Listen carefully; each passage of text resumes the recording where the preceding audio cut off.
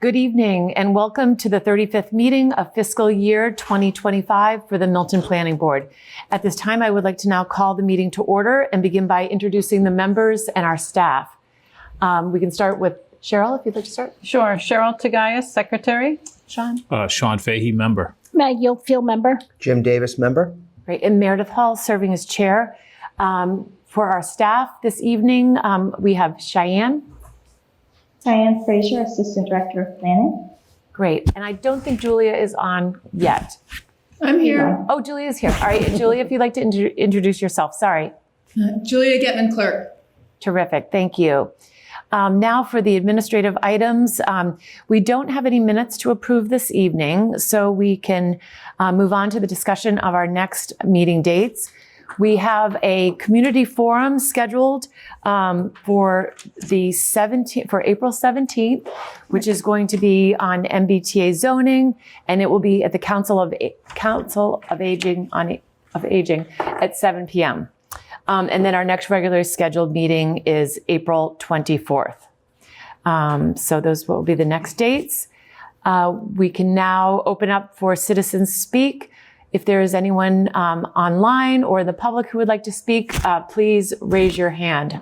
I'm not seeing anyone in the public in person, but if there is anyone who would like to speak on anything that is not on the agenda, please raise your hand. We have two hands. So the first is going to be Anthony Larkin. Okay. Welcome, Anthony. You can state your name and address for the record, please. Sure. Thank you very much. Hi, my name's Anthony Larkin. I live at 1061 Brush Hill Road with my wife and daughter. We're neighbors to Mr. Urkovic and Miss Leo and also Mr. Kamek, who spoke during the meeting earlier this week. I first want to say I just have a huge appreciation for the planning board and its members. I think you have an incredibly difficult task at hand, and I thank you for all the time and effort that's gone into the planning so far. I think there's zero chance you're going to be able to make everybody happy regarding the MBTA Communities Act and compliance, but I think the best possible outcome is one that brings common sense and protects our community over the long term.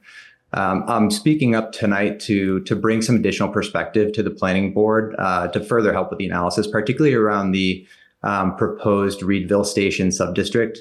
So I have a couple points to share. One being that due to the Neponset River and the surrounding wetlands, the actual walkability and access to transit and amenities from that proposed Reedville substation or subdistrict doesn't, in my opinion, meet the proximity requirements.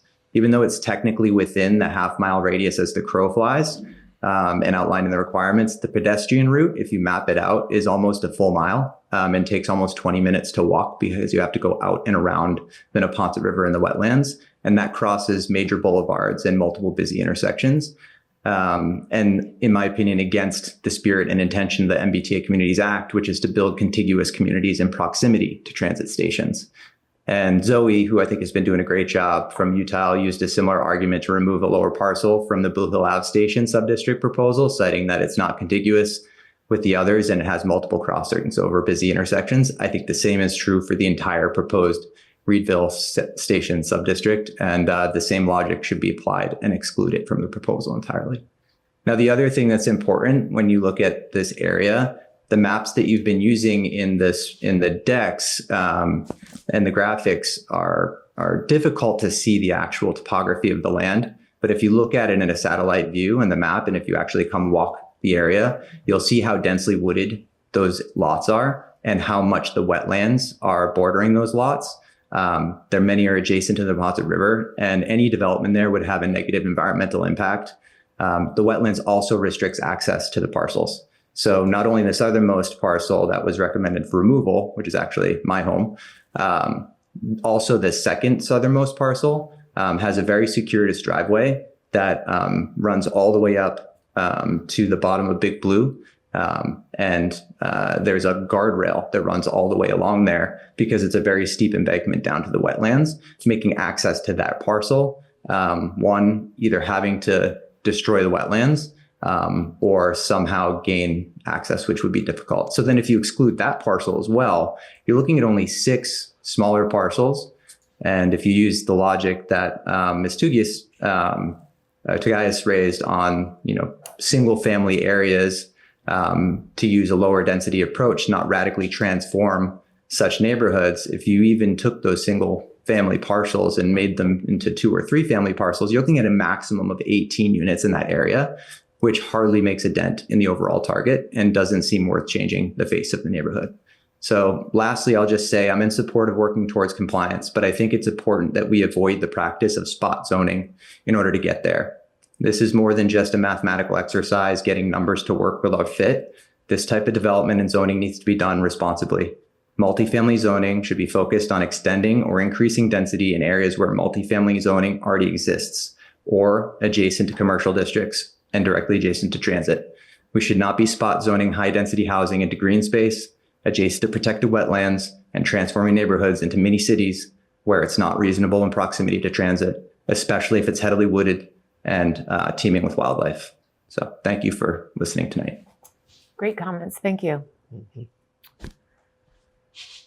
And next, Cheyenne. I don't see any hands up. There were hands, but no Okay. longer. Okay. And we will allow. Okay, we have those- Bernadette raised her hand. Yeah. Okay. Is Bernadette? Hi, Hi there. Welcome. thank you. Sorry about that. I lowered my hand. I live at 117 Walcott Road, but for the paper street, I abut St. Pius directly, St. Pius Church. Yep. I agree 100% with what the earlier person said just now. This is just more human encroachment on the beautiful natural habitats that we have here. It's the reason I moved here 20 years ago. I'm originally from Dorchester, Lower Mills. I'm all for, complying, and I understand the need for housing, but I agree that it should be compatible with in areas where there is that type of housing. We have one family homes here, and particularly the field next to St. Pius Church is teeming with wildlife, and it's something that we enjoy.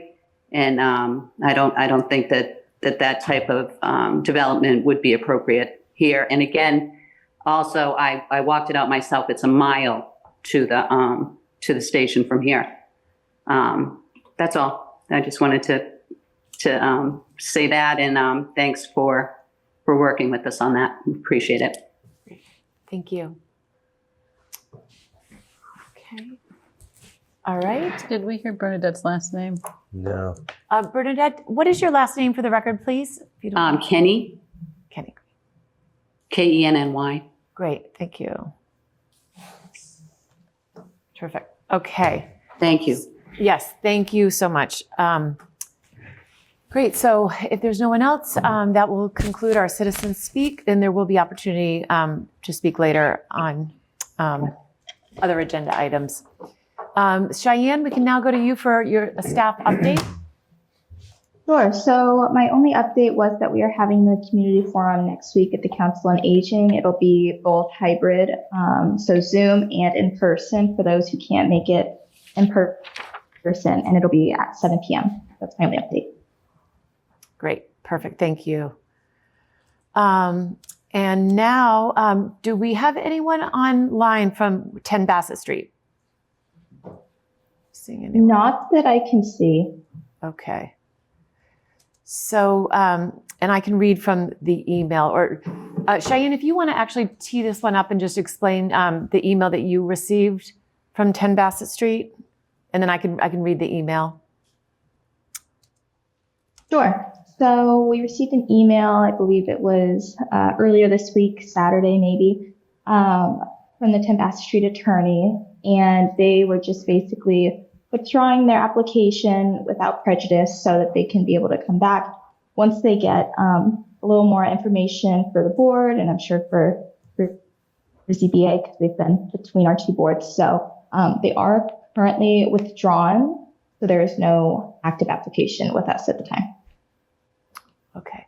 We continued it to the public hearing at 7:05. So actually we still have the public hearing piece is open on our end. So tonight, I think we have to vote to accept we do. their withdrawal, And right? then close the public hearing. Mhm. Yeah. So I'll just read you the email that was sent. Chairperson Hall, my clients, Michael Mignosa and Mark Mignosa, have requested that the pending application for modification of a prior site plan review presently scheduled for a hearing before the Town of Milton Planning Board on April 10th, 2025 at 7 p.m. will be withdrawn without prejudice at the time of the upcoming hearing. Respectfully, I would ask that you, as the chairperson, request that the planning board take a vote to allow my clients to withdraw their pending application without prejudice. So, signed, Michael Modestino, attorney. So, with that, When we make the motion, do we need to make a motion to close the public hearing as well, or don't? we'll even do that mention it? after. We'll do that separate. So, we're going to first a motion to accept the withdrawal without Okay. prejudice. I'll make a of 10 motion to Bassett. accept the withdrawal of 10 Bassett Street site plan modification without prejudice. Second? Is there a second? Second. Great. All right. All in favor? Aye. Great. Now, I would take a motion to close the public hearing for 10 Bassett Street. So moved. Second? Second. All in favor? Aye. Great, thank you. Did you do that right, Ed? Perfect. Just making sure. Okay. No. No. Okay, so perfect. So now, let's see, just double checking here. We are now welcoming Attorney Corcoran representing 111 Highland Street. Modification of special permit. Great, welcome. Thank you. Good evening, and it's been almost a year since I've been here. That's Time Really? flies. hard to believe. Is that a record? I think it is a record. The last night I was here was the night that you voted to approve the special permit, April 29 of last year.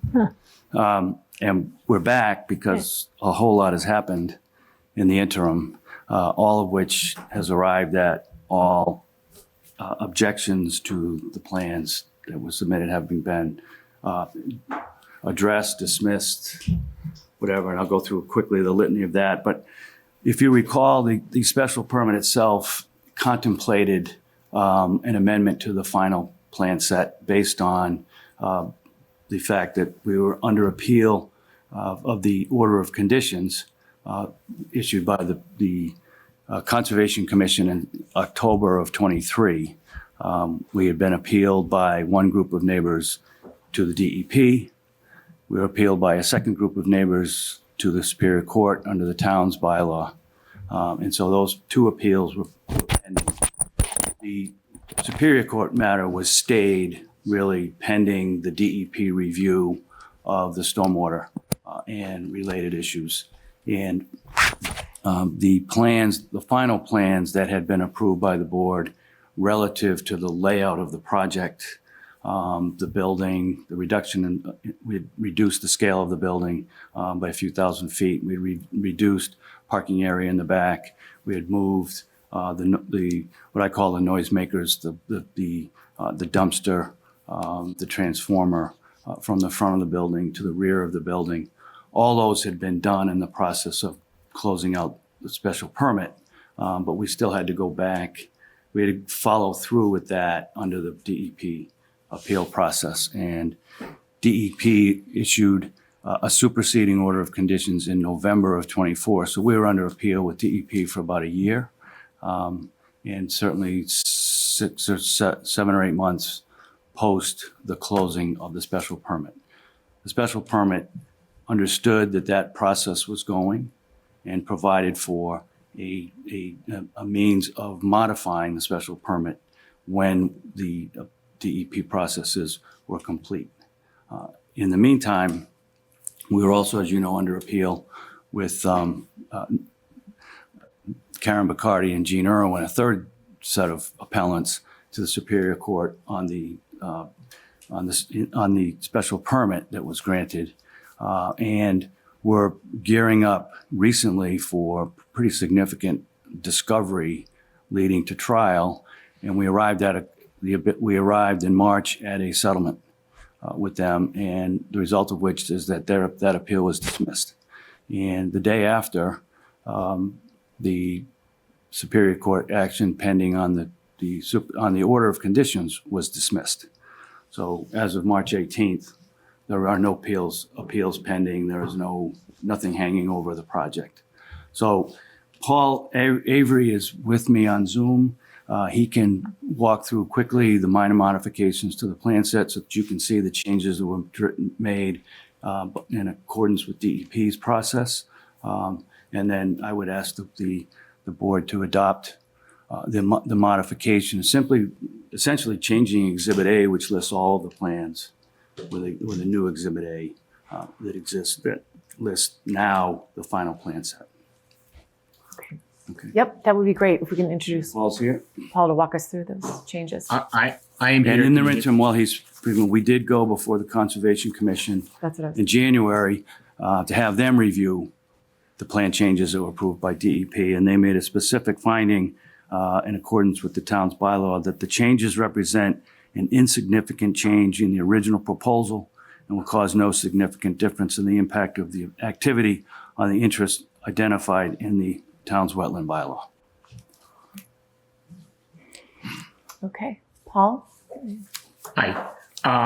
So I prepared, and I trust you received, a letter dated March 31st, which summarizes all the changes that occurred to the plans as we went through and concluded the appeal process for the superseding order of conditions with the DEP.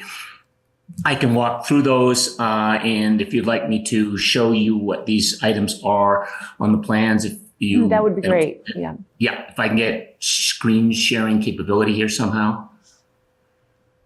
Yep, I made it. I need to be promoted or something.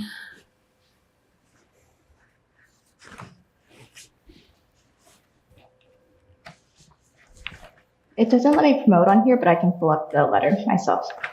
We're not looking Well, for what the I want letter to pull up was the campaign. plans. So the letter is the letter, and I don't think we need to read the letter. I can summarize the points. What I was going to do was just walk through the plans. So I don't have the capability of screen sharing here to do that. I have it on multiple participants can share. Can you try it again for me? I'm Thank you. just not seeing. I can raise my hand. I can transcript and show captions. Those are my only options. I don't see any other menu items available to me. Okay. I can promote Mr. Avery. Joins. Okay. Oh, He's still on attendees. you know what? We can promote you as a panelist, and then you should be able to have the capability to share. Does it work now?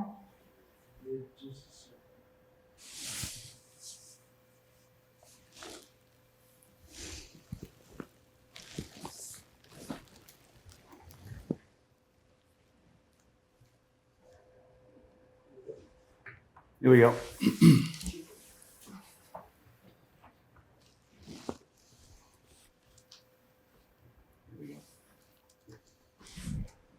Great. Here you go, Paul. Yeah.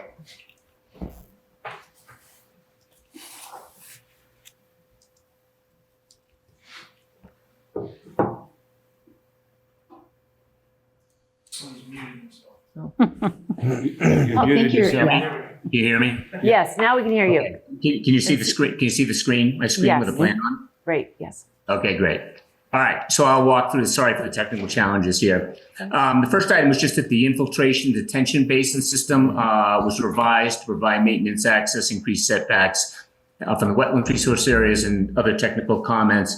So zooming in on this, you can see this. I think here's the basin. At first glance, it looks the same. It's in the same place. It does the same thing. It functions all the same way. It was just fine-tuned a bit to provide, access and things like that, which were comments that we received from the DEP. There's no more water going to it. Basically, the end result of the runoff calculations are all the same.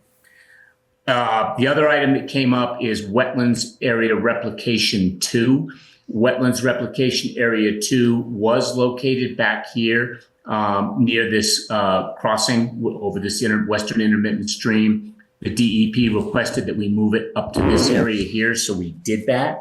That area, it's not shown on this, is generally the area occupied by the existing barn on the 107 Highland Street. We didn't change the grading in here. All we did was basically we have a different area here that is designated for wetlands restoration, where we're going to specifically come in and follow the restoration protocol. So same thing, we just moved it to a different place. No changes in the grading, anything else. The stormwater all pretty much works the same.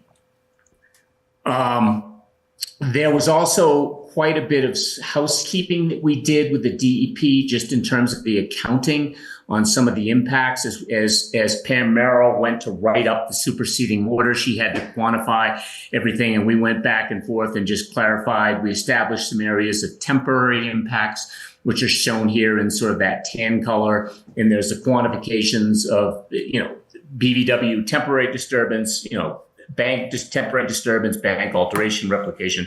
So there was none of this represented any change in the design at all. It was just how we went through and just fine-tuned, categorizing the different areas of permanent and temporary impacts. For example, this area right here, number 3, was counted as an area of temporary impact. The only thing we're doing there is mitigating invasive species. So things like that. So it's just going through and quantifying in these tables over here, what the impacts were. In most cases, actually, when we did all this, the numbers actually went down in terms of the accounting. Regardless of that, there was no change in the scope of work actually physically increasing impacts at all. So that's shown on drawings C302 and C303.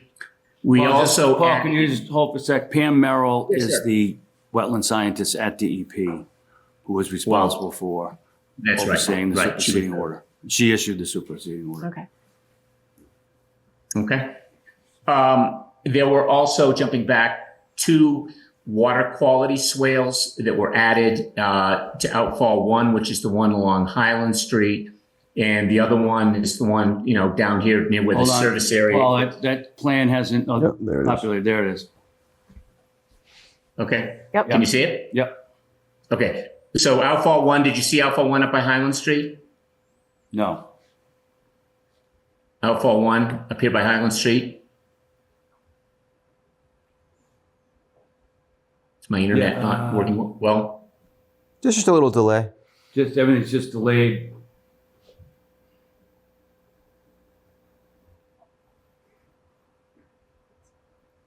Yeah, I got a outfall 1 up in the upper right corner. Mm-hmm. Yes. Outfall 1. Yeah. Yes, we see that. Got it.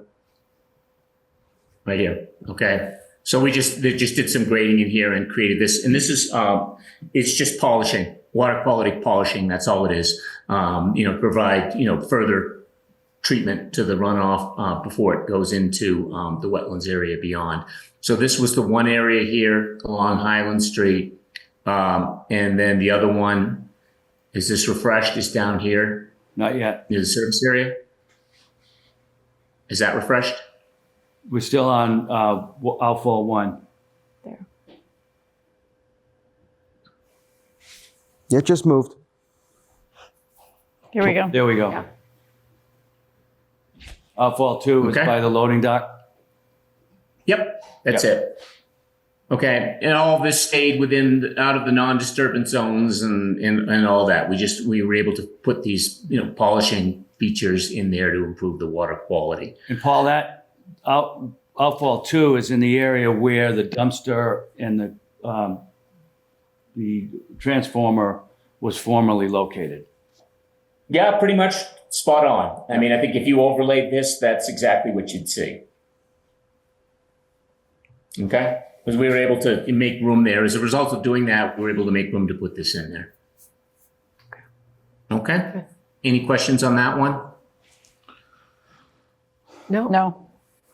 All right, so I don't know if it's slow on the uptake here. I don't think it's particularly critical, but on sheets L104 and L105, there are procedures that are unique to several of the specific invasive species control areas.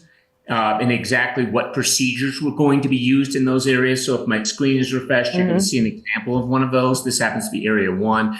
And we went through and just worked out exactly what procedures we were going to use based on the nature of the invasive species that were in there, but also proximity to other activities. So in some cases, rather than go cutting and putting down herbicides and things like that, Pam Merrill at the DEP said, look, you're in there doing work anyway. Why don't you just reach over with a backhoe and scoop them up? And it was like, okay. So that's what we did. So it just, the procedures that we're using to do invasive species mitigation were just fine tuned a bit. And then lastly, some of the limits of work in various places just got revised as we move things around a little bit in terms of where we were doing work and where we weren't. But that's it. Again, as Ned summarized it, if you look at the project itself, in terms of the building or the grading of the site or the traffic circulation or any of those things, nothing changed. So it's just some of the little bit of the stormwater management things and how we accounted for the impacts. That's it. Any comments from the board or questions? Yeah, can I just ask a question on the third paragraph of that invasive plant species control measure? It says that the invasive species and replication work shall be monitored annually for 2 years or until they are deemed to be successfully established with native plant species. Who is going to deem it to be successful? That's a good question. I would presume that would probably be done in coordination with the Conservation Commission. Ned, what's your interpretation on that? Yeah, I agree. And we'd have to establish that it has been done in order to get a certificate of compliance from the Concom when the project is finished. They have a general rule that requires a 2-year post to establish that 75% of species are surviving. And in this case, it's a more detailed requirement that you have to go beyond if it deals with the invasive species removal. So there would be an item that we would have to establish in order to get the certificate of compliance.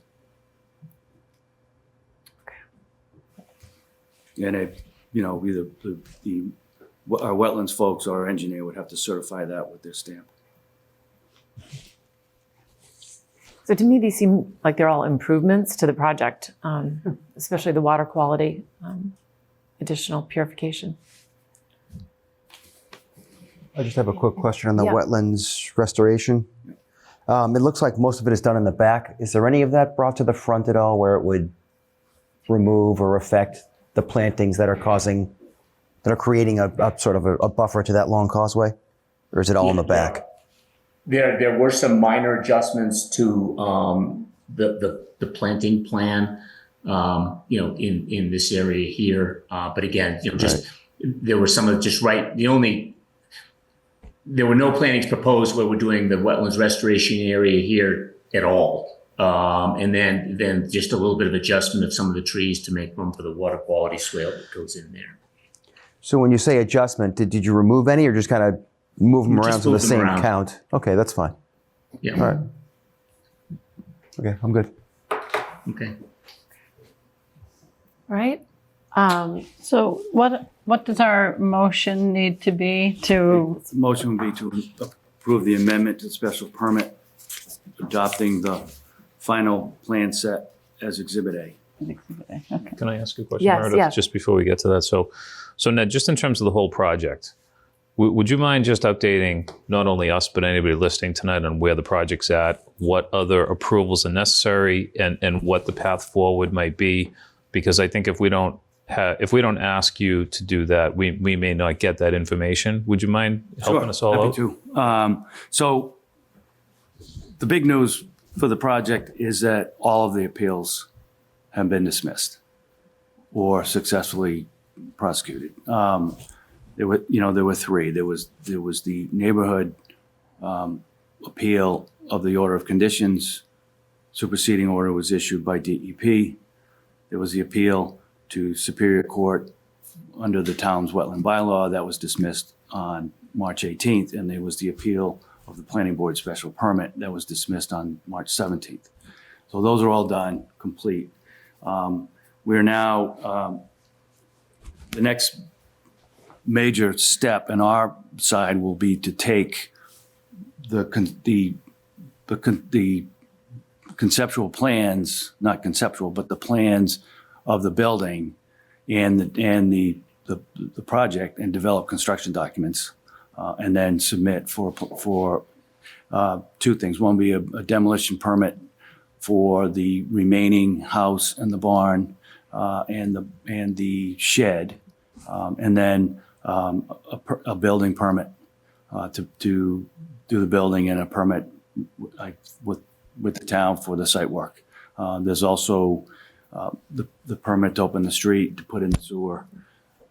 My best guess at this point, and given the fluctuation and what's happening in the economy and interest rates and whatnot, is that, that process will take 6 months. Let's say, in the fall, they might be ready to start clearing and grubbing. But they may wait till the spring. It just will depend, on the weather, when and what's the best time to do the site work. But I would imagine a year from now, they'll be in pretty full bore. There is a meeting taking place early next week between our landscape architect and Karen McCarty's landscape architect to look at refining planting plans on her property, not within the four corners of this property, but one of the pieces of the agreement with her in the resolution was that we would get together and cooperate in revisions to that planting plan.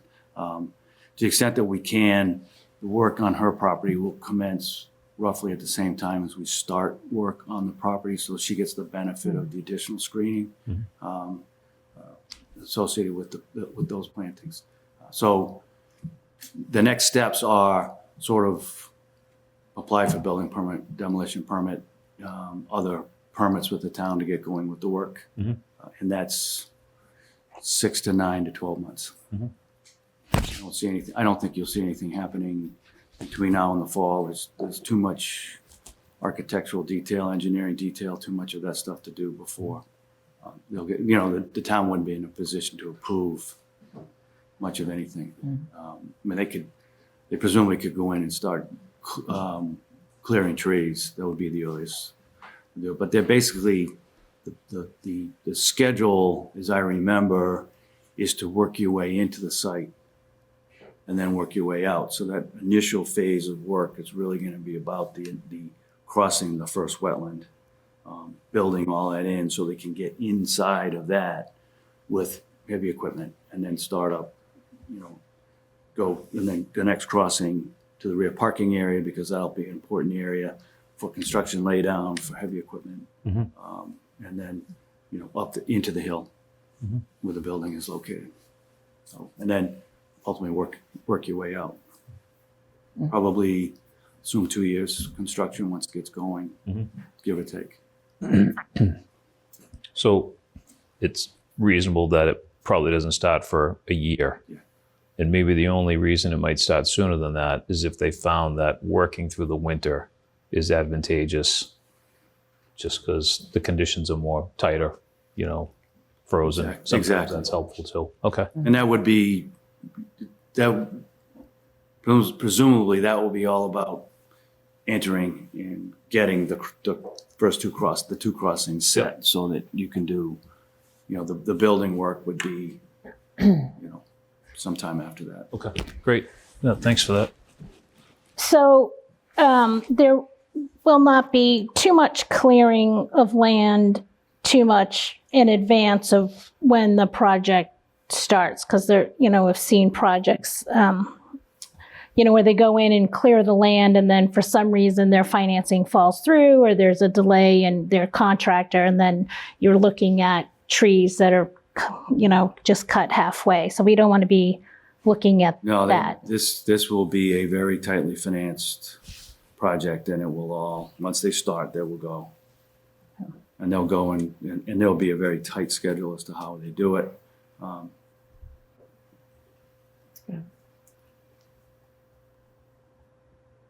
Any other No questions? Not me. Good.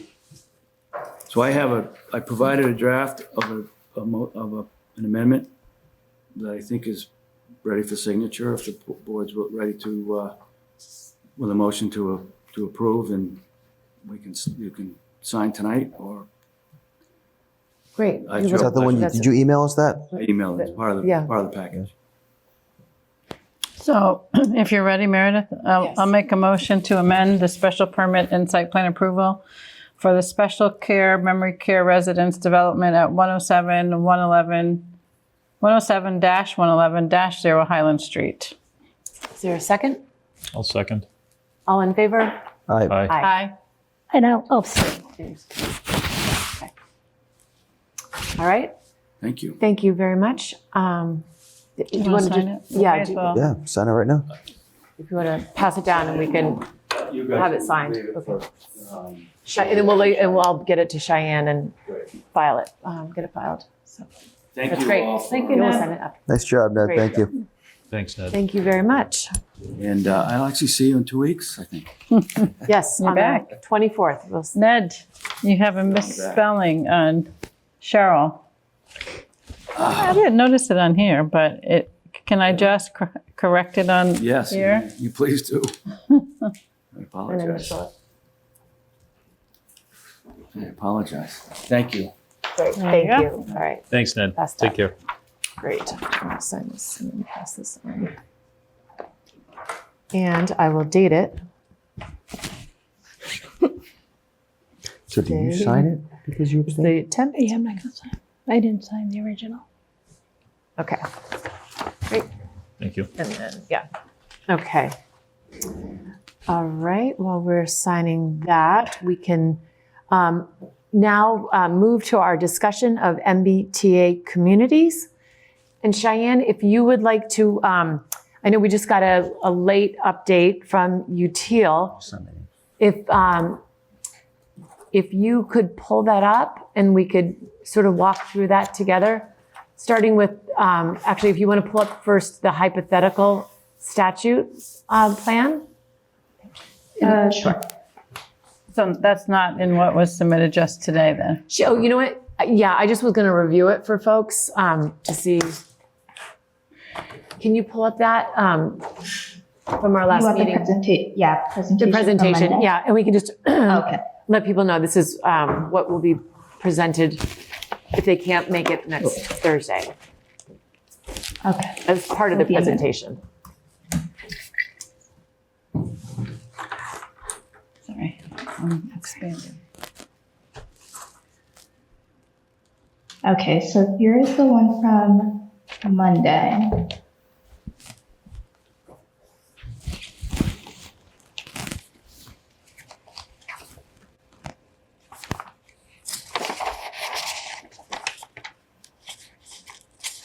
Okay, great. And we can move to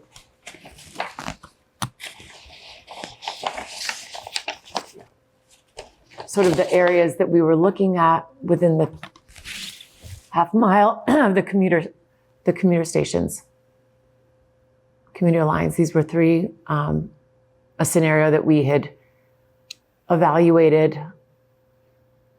And there were some question, which I think UTEAL wanted to know about the parcels that we wanted included or excluded on this. I don't know if anyone had any further thoughts on this. I don't think we have to decide tonight, but we had talked about whether to include the lower, the yoga studio parcel on that corner, that intersection, if we wanted to keep that in. So was it the intention to show options 1, 2, and 3 on this? Because options 2 and 3 are short the zone capacity. So I'm just wondering whether the focus for next week should be the option 1, because it does, Meet the zone. it meets the capacity as calculated by the method that was used to calculate, Right. okay? So this is option think- 1 on here. I think we would. I Yeah, would so think I'm just, that would so be- that we don't confuse folks. Right. I think it's best not to include the ones that don't meet in all three Yeah, categories. 15 because we're going And what to, you're there's gonna be so many options, it's going to be too Exactly. confusing. And what you're referring to is the 15 units per acre, a minimum. Yeah. Yeah. So that's just for the I think public who it was watching. the 563. There's a question about how that number is calculated that we can get to. But even Right. so, there's have two to of be these option options one. that don't meet Yes. that, right? So my suggestion is not to show those next week. Right. So she has removing those two lower parcels, and there was rationale for. And, I think the question on the Blue Hill Ave one, I think that some raised last on Monday. I think we should just leave that as an open question for next week. Because that's part of the public forum that we want. Yeah, I mean, Fairmont makes more sense to remove, I think. And the Reedville, again, I think that could be open for discussion as well. But there's, especially given what we heard tonight, I mean, Fairmont, those two parcels especially. And then, there's the overall question in any case, but as far as just the question from you, Teal, about which parcels to remove. So I would agree that that was option one would be what we would want to present. Can we just see 2 and 3 real quick? This is a statutory plan, option 2 Statutory and option plan, 3. yes. And option 2 Jim, can you see how many units that says on that? It says 470 Yeah. on option 2. So that was, Yeah, 15.3 density. yeah. And what it does, though, is it puts at 20 units an acre also for the Blue Hill Right, which Ave didn't, station, which is higher yeah, than the which we didn't want to 15. do. Yeah. So there's still, Consider. option 1 has 20 there as well, which is something to highlight, I think. But and just in terms of, Yeah, consideration. that, as I said at our meeting on Monday, some of the Blue Hill Ave was included in the rapid transit from 2023. However, it was in three different sub-districts that had 3 different dimensional characteristics and requirements, and now they're all lumped together. So, it's something just to continue to point out and be mindful of. Option 3, Jim has 259, Yes. even less. Yep. Okay. Any other further comments on this one? And I thought what we'd do, we would go through everything and then have the public, any questions that the public might have, and obviously our own comments as well. Yeah. No, I don't know if at this point we wanted to talk about the 2 emails that we received in terms of how we calculate this, or we just want to keep going through the, So I suggest we keep going through I the, think we should keep going through it, but we can come back to this because I did have a question that we did get a response from you, Teal, saying that the numbers wouldn't change based on that definition. So I think we should. talk about that so that the people who Well, we sent the can, all emails right, in. maybe let's talk about that now then. That's fine. Okay. That piece. One time or another, doesn't matter to me when. Exactly. So we received a couple of emails. Cheyenne, if you want to, you don't have to pull up the emails, but I'll, the question was around the definition. And I know we have one speaker who's going to address it. And we can ask if Tom Doherty is, or Eric Holkinson is on. They were the 2 that had brought this up. And I Looks don't like know. Tom Doherty has his hand up. Yes, Tom, if you would like to speak on this. Welcome, you can introduce yourself.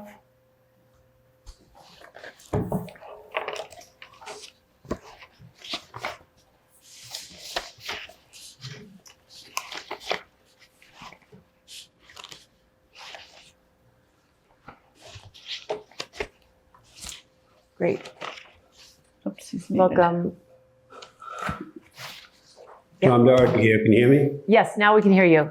Maybe you. see me? Welcome. Yes, Yes. we can see you and hear Yeah, you. well, hearing is probably better than seeing is to me, but thank you. I could maybe deal with that first, right?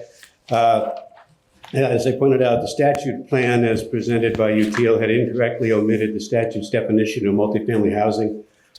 And so that needed to be redone, and I can just give it to you briefly.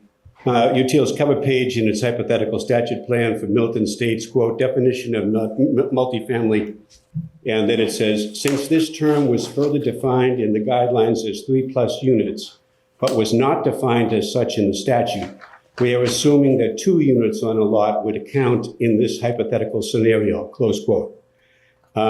Actually, the way it works is that statute, chapter 40, its definitions are you have to go back to section 1A. And that's a whole list of definitions, and I'm not criticizing them, but that's just the way that statute and other statutes, but not all work. When you go back to the definitions in the statute, it's there.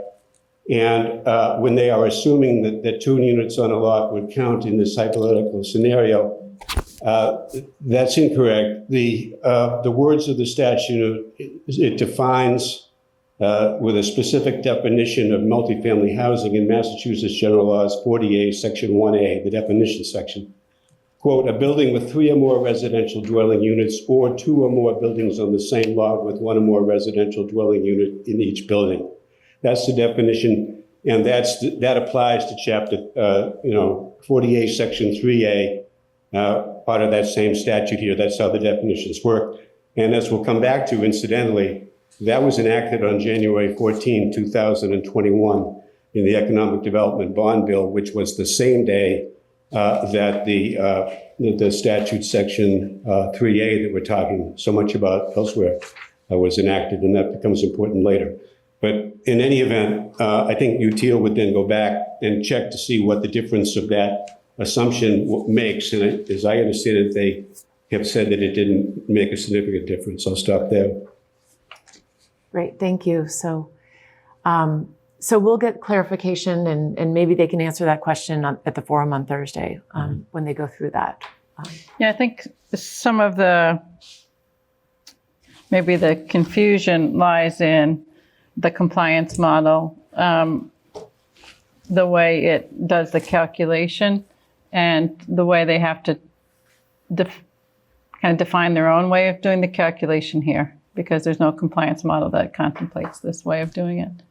So in other words, like the compliance model would kick out ineligible sites that wouldn't contribute to the district, where there's nothing here to kick those sites out. And so, but certainly the definition correction should be made. But I can understand why it doesn't necessarily. They reply that it doesn't make a difference because the compliance model isn't kicking anything out, since they're not running it through that model. They're not running it through. But I would think that would have to revert them back to the statute. But Tom, if you want to comment on that. Yeah, I think both of those are correct. I mean, I think that it refers it back to the statute, but then also the model itself, it didn't make a significant difference. But they can address that themselves. Okay. So we'll put a pin in that. All right, Tom, thank you. I know we'll have you back to speak a little bit later as we run through this. Yeah. So if there was anything else you wanted to add to that, or no, I think that's good. Okay, great. And I think they came up with 779, total model unit capacity, with the requisite density of 15 units plus. So that is what it is. Yeah. That was okay. Great. Thank you very much. Yeah. All right, Cheyenne, if you could go back and we can move to the hypothetical adjacent commuter. No, they made some adjustments. They did make some adjustments. So can you pull up the most recent? They sent just before our meeting. You want the one from tonight?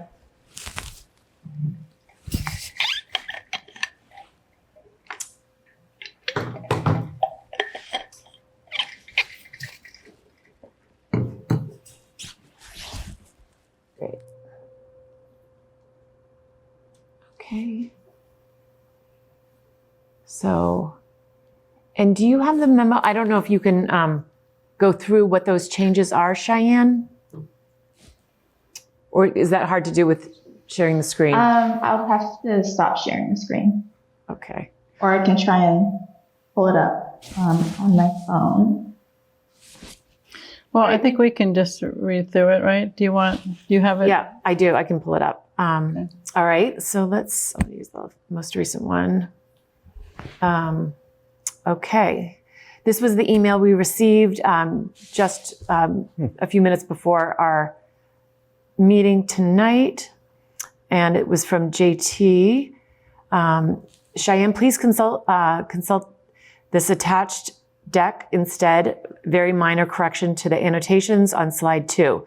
Not all changes were highlighted with the orange outline. First, adjacent community scenario, slide 2, aligned Blue Hills Parkway minimum lot size with Elliott Street Corridor Tier 1, 7,000 square foot minimum, and increase the paper mill as needed to hit compliance target. Cells outlined in orange reflect these changes to unit capacity for those districts, as well as the necessary changes to input parameters to achieve those numbers. 2, rapid transit community scenario 4B. Before we go there, I'm sorry. Can we talk about this one first? Yes, first. Yep. Yeah. So what we had before for the paper mill was 109. So this one upped by 20, which is, I think, what we were talking about, right? Or close. I think we said JT had advised we could go to 12 but during that that back and forth. But What, by 30? It says 139 now, right? oh, sorry, yeah. Okay. Oh. Yeah. I can't do math apparently. Yes, you can. Yes, you and it's can. not even Visual. 10 You're o'clock. visual. I'm visual. I know. John's math. So 30 is more though than what we had. Definitely more than what you talked about with the 12, right? But Yeah. that also dropped the Parkway from 235 that was here to 187, Yeah. which feels better to me. Yeah. Right. Going to that So- 7,000 minimum square foot minimum. I guess the question is, this has 7-Eleven Randolph at 97, whether we should take some from paper mill and put it to 7-Eleven. But Right. otherwise, I think Yeah, that might be a better, the question is whether the compliance model would say one of these flashing lights that you're trying to put too much on one site. You know how it has that in it? Like Right. you put these parameters in and it actually won't work. But if it says 40% and 1 parking space per unit, which is what they have here now, it's probably how it didn't get that flashing red light, is that they made it that 1 parking space that we discussed. So I think I'm fine with this going to the forum with these adjustments. I agree. I would be too. Yeah, I don't have a problem with being 139, especially Granite Ave North is 171. Yeah. Okay. All right. And then we were not going to do Numbers on Elliott Street are really low. this one, right? Right. Okay. The hypothetical adjacent, yeah. It just didn't, it was, Okay. I just want to be sure. We're not going to show Yep. that. Okay. all right. So Cheyenne, if you want to pull up the map of the adjacent community just to show where those districts are for people in map form. Did they have that in the deck?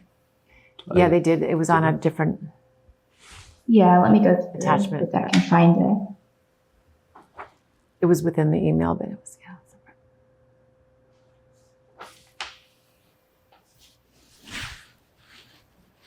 I think the map was in the one from Monday. I don't see a new map on this one. Or I think he sent it, let me see. It's not in today's email, Cheyenne. Yeah, I think it was from Monday. Let's see. Oh, I have it when I pull it up. I have it in mine, but Really? Let me see what in the I have. last, yeah. Really? When I, It's Is that for Open the rapid attachment? transit or is that for adjacent?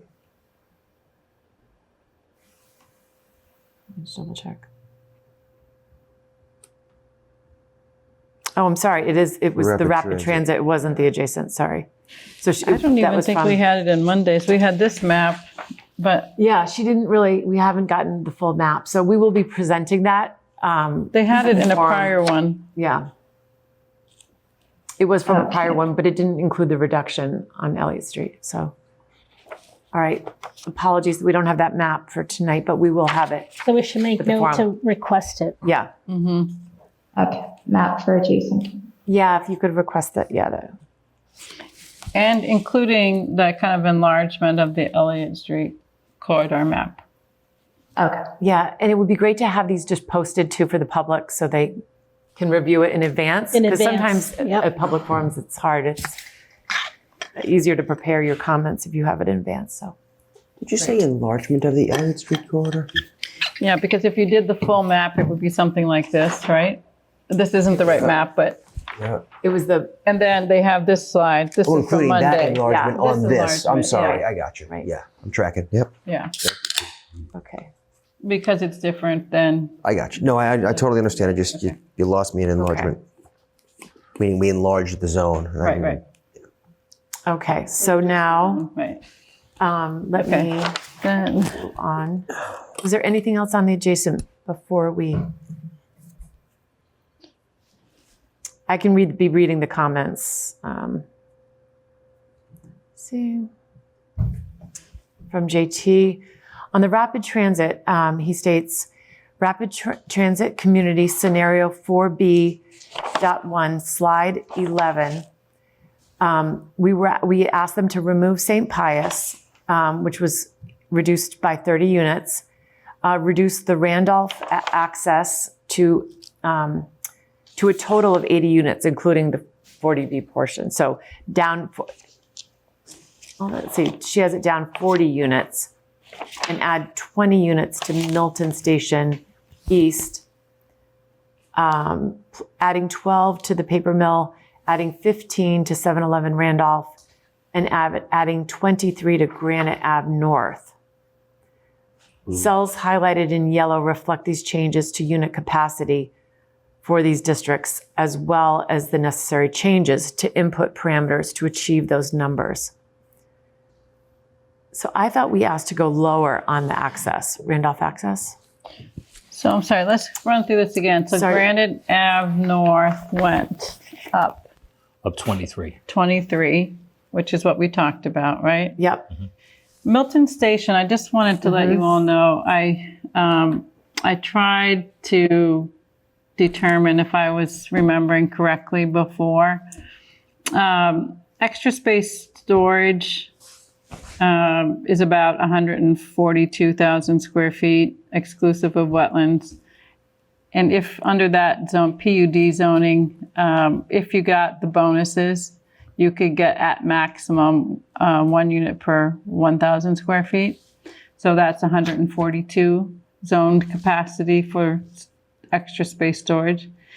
88 Wharf, while it has 73 units, using that same zoning and doing it the same way, it's would allow for 110 units because 88 Wharf is very large units, so you could have more units in the same square footage, basically. And then there was a proposal that the owner of 30 to 40 Adams Street had presented in 2021 for 45 units. I didn't have the exact land area there. So you add those up, it's about 300 units. And then the Webb Mill building at 24,000, that site would be 24. So it's about 325 units roughly under the current zoning. And what we had total for that district was 325 in the MBTA zoning. So if we bump a little bit, like we talked about for extra space in 88 Wharf and that 30 to 40 Adams, we would be just bumping up above what the zoning would currently allow. by my rough estimation. So we'll see what util comes back with, but I just wanted to share that. That's great. Thank you. Yeah, And what that's is 30 to close. 40 Adams? I'm sorry. Is that the big brick That was- building? It's that the across the street? Citizens Building, Gotcha, and okay. then air rights over the T parking lot. Right where the Citizens stair building? was. Remember where the stair? The Oh, museum okay. I'm thinking of the Citizens Kiosk. Yes, the Yeah. Citizens. Yeah. Across the street, yeah, Gotcha. Yeah. next to the And Masonic air Building. rights over the T. That's interesting. Oh, really? I think it's over the. Isn't it? It's over the parking parking lot. The T's parking lot. Oh, okay. Yeah. Or the T parking lot. sorry. So I just wanted to throw Yeah, that which would out. be interesting to see, not for tonight's analysis, but our overlay zoning. The difference between Yeah, the so PUD and our overlay so zoning. the PUD allowed more than the overlay zoning, which is what I was remembering from before. That I remember that pretty clearly, that the PUD did allow more. but that's only at extra space storage. Yeah. Yeah. So if we look at, I think that slide up there, That's what my question is, the other pieces of that, of the Milton Station are not in that PUD, but yet we want to make it so if possible, we get credit through the MBTA, but we want them to use the overlay zoning. yeah, the only one that's in the overlay zoning of those, there's only if we pull the web mill and put Yeah. that into the bridge, I think it was called, right? The bridge is Milton Hill House. Yeah, so we So, put yeah. it in there, or we put it in west, I think is what actually Zoe thought, to put it in west. Because it would be contiguous there. Both the so web, if we pull both the web, and the Milton Hill House? no, No, I thought Milton Hill's Hill already was separate. Yeah, separate. That's bridge. Yeah, So you're just yeah, Milton but there were Station. two options of where to put the web mill, Right. either in the bridge or in West. and Zoe suggested west. Yeah. So now what we're left I would with, feel more comfortable with that. yeah. So then what we're left with in east is extra space storage. That's parcel at 30 to 40 Adams and 88 Wharf. Yeah. So now we're talking about adding, how many they have here, going to 345 from 325, so adding 20 units. And we've taken a site away from it that had 25 units. So it's kind of like adding 45 Right, units to right. those three. Yeah. But that, to me, still makes sense. I'm tracking. It's not a Yep. huge increase over what the zoning allows. Okay. So I think that one's good too. So should that be a request we ask Cheyenne to ask Util to change that map? And maybe they have. We did ask them to do it, so we'll see whether, let's see if Yeah, let's see if it says it here on this map too. Add 20 to Milton Station East. It didn't mention that change. Yeah, so I being think we made, need so- to make sure the map change gets made. So can that be another request? The map for the adjacent and moving the web mill building Into into the west, the west, right? Milton Station West. Okay. And great. And now if you could pull that map up. Do you want to run through these first though? Oh, yeah, sure. We can The go rest through of it. them? Yeah. Okay, so then we went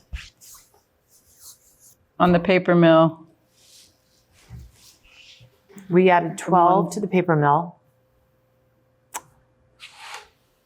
We added 15 to 711 Randolph Ave. So that puts it up to 130. Which is the same as the statutory plan, right, that we just looked at? I'm sorry, the Adjacent. adjacent that we just looked at. So both of those are the same, right? So And adding 23 to Granite Ave North. Which is what we talked about. And reducing And so where does that put us here? the So- Randolph access by 40. 40. Can you scroll just a little? All right. And 40 of those 80 are already approved. Correct. Yeah. So we reduced by 125 total. I'm trying to understand that. Or no, by zero? What? I'm not quite getting all my. It's 125 less than 2023, the select board's plan.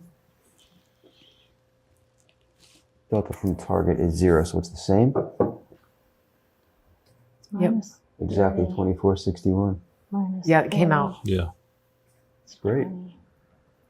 So which slide are you on, Zoe? Sorry. 11. Cheyenne, sorry, I'm sorry about that. It's on I'm on 11. slide 11. It's slide 11. I'm on yeah. All 11. right. All right, got it. 4B.1. Delta from 2023 is 125. Okay. Right. That's what I couldn't see that before. All right.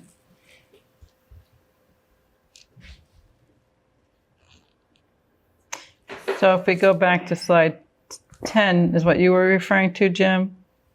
Slide 10. Was I referring Which is to that? is that what you were looking at when you said that we were on 2461? No, I was on 11. Okay. I was just talking about the paper mill and 7-Eleven Randolph were the same as the Okay. 10% plan, so we should be okay with them. But just Right.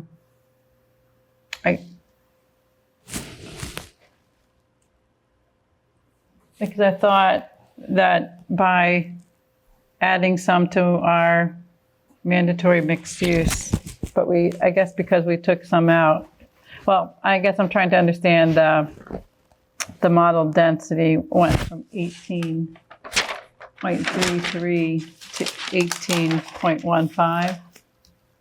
But the total zone capacity is the same. So I guess that has to do with that mandatory mixed use that Zoe was referring to on Monday. Mm-hmm. Yeah, let me see if that's mentioned. Yeah. That would be, I think, something really helpful for Zoe to explain at the forum, the mandatory mixed use and what going to a 25% plan, how we have to pick. We can't keep guarantee that all of our commercial will be kept. Well, and that's one of the reasons that I supported removing East Milton Square. Yeah. Because we couldn't do Definitely. mandatory mixed use there. Right. Because it makes sense for other reasons, we're already zoning it multifamily, so capture those units. But we don't want to miss out on, or we don't want to lose commercial space as a Right. result. I mean, our business districts are small anyway, all of them. We want to hopefully protect. We want to protect all of our small businesses. Yeah. No matter where you are. So I think this is a good place for this to go get Well, public feedback. Yeah, I do too. Okay. Oh, and Tom, I know you would like to now speak because, we have some other comments that came in. And I'll give you the floor, Tom, if you want to go ahead with your comments on. Yeah, I think this is important to reiterate and stress now. Adjacent community plan elements could be used under the statute as it applies to Milton in addition to the statutory plan zoning that we talked about before, but cannot be used in substitute for it with that statutory plan. And I mean, that's fundamental, and I've been trying to make this point, and I did in the email that I had sent, and last week we talked about the two elements. So let me just go through it. Milton cannot adopt a multifamily zoning plan that does not implement the exact words of Chapter 48, Section 3A. That's the governing statute. So let's focus on the statute, given that importance of that aspect that I just mentioned, because that's what's legally required to be focused upon first by the law. What the statute requires by its own words, quote, if applicable, close quote, is required. And as we'll see, the statute's specific wording is indisputably applicable to Milton. So here we go. The statute's application is extremely clear, right? As we know, Milton has 37.5 acres of developable land located not more than 0.5 miles from 3 commuter rail stations. Therefore, Chapter 48, Section 3A requires that Milton must adopt an ordinance or bylaw for, quote, at least one district of reasonable size, which size, quote, if applicable, and it is applicable to Milton, must have a minimum gross density of 15 units per acre and be located not more than 0.5 miles from a commuter rail station, if applicable, which indisputably is applicable to Milton. And so Milton must do so under Section 3A for the statute, which is the governing law.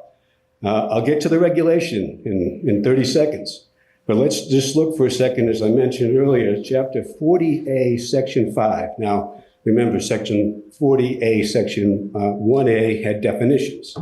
We then went to and talked about the definition as it related to the fact that the guideline it doesn't allow you to do the two units. I won't go back to that.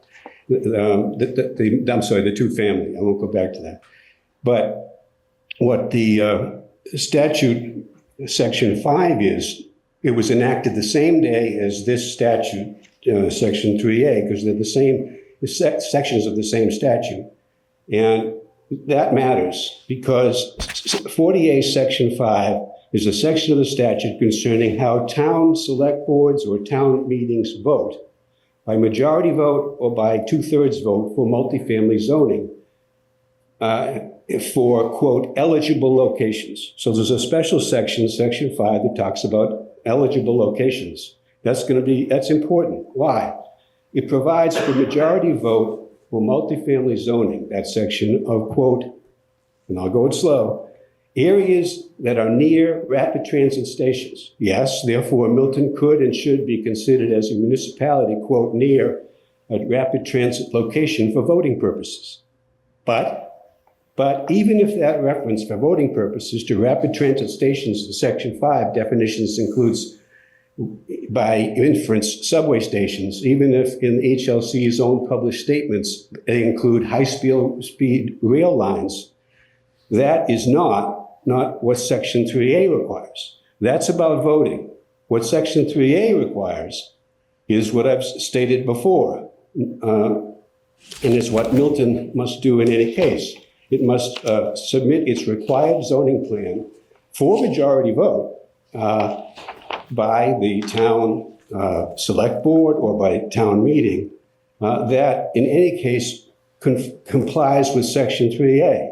And I won't go back to it, but it's, 1.5 acres within, it's 0.5 acres within, that half mile, therefore, of developable land within a half mile of the commuter rail station, which we have.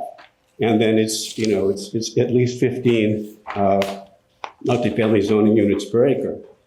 So specifically, section 3A, the legislature that same day mandated a narrower and very specific must-do requirement for a town, quote, if applicable, which it is, which is what I am going to repeat, as applicable, Milton must adopt this by majority vote, yes, adopt a zoning plan to comply with 3A and that math that I've talked about, those words in math, a minimum gross density of 15 units per acre and be located not more than 0.5 miles from a commuter rail station, period, full stop. Milton could do more, but it must have such a vote on such a plan. That's my reading of chapter 40 in its entirety, including, section 1, section 3, section 40.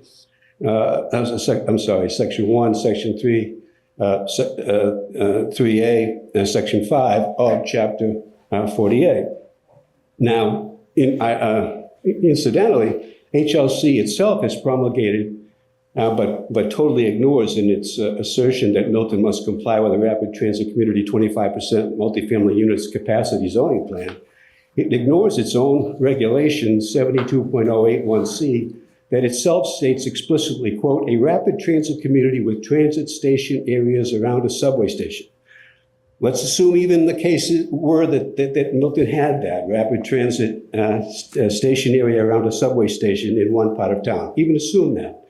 And then they go on, and a transit station around a commuter rail station in another part of town may locate its multifamily zoning district in either or both of station areas. Therefore, even if Milton did have a subway station within 0.5 miles of a subway station, which it does not, Milton could choose to locate as its multifamily zoning district within those parts of Milton located not more than 0.5 miles of commuter rail stations. And in any event, Milton must do so because it has no subway station, no ferry terminal, no bus station within 0.5 miles. but it does have a commuter rail station located within 0.5 miles. You apply that math in the statute, 0.5 miles, and the number of 15 units per acre, and you end up with the applicable and mandated zoning plan. So I just say that, I'll say it once, because there's this, there's been a recitation at various meetings at the town, and God bless the residents who sort of say, look, they prefer, accessory dwelling, or they prefer the so-called rapid transit, 25%, and the regulations are the law. I'm sorry, if the regulations don't comply with the statute, they don't apply. That part of the regulations cannot legally apply. And in any event, what you've got is an overriding, concentrated, specifically applicable core element of a plan that must be voted upon, must be developed and voted upon. At the moment, UTL had 779 units, and whether that's the exact and relevant amount, that's for you and them. I'm just trying to say the notion that somehow adjacent community could be somehow a substitute for the core requisite statutory plan is incorrect. We'll stop there. Great. Thank you, Tom. Yeah, okay. Any comments? Well, I just want to ask a question, because I think, as Tom describes it, the way we're titling what we've talked about here earlier is not titled correctly, right?